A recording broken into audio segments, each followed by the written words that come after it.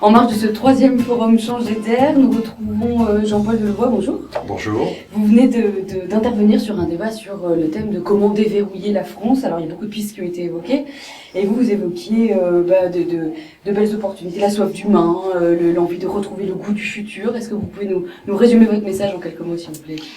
En réalité, c'est fascinant ce qui est en train de se passer. C'est qu'aujourd'hui, chacun prend conscience que le système ancien est en train de disparaître et qu'il y a une fertilité sur le terrain absolument extraordinaire, et notamment par le monde de la jeunesse, mais même quelquefois par des personnes âgées qui cherchent à se remettre en cause et à réinventer un nouveau vivre ensemble. Et donc, notre système doit aujourd'hui avoir une révolution culturelle. Il faut retrouver le goût de l'aventure quand on cherche uniquement la sécurité du présent. Il faut qu'on retrouve l'enchantement de la prise de risque, le droit à l'erreur. Le progrès apparaît pour beaucoup comme un facteur de risque et non pas comme un facteur d'opportunité.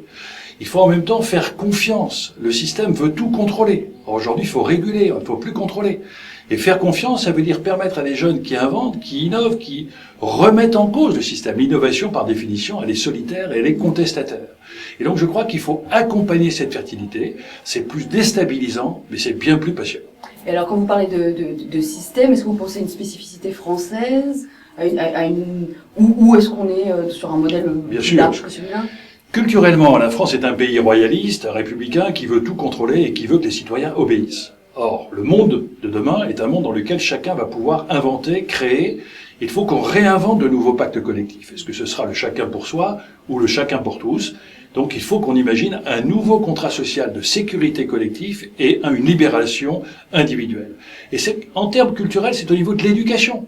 La France est un pays fascinant. Quand vous avez un succès, on vous jalouse. Quand vous avez un échec, on vous culpabilise. Quand vous êtes à l'école, si tu as échoué à l'école, t'es nul. Si ta femme est partie, t'es nul. Si t'as pas déposé ton bilan, t'es nul.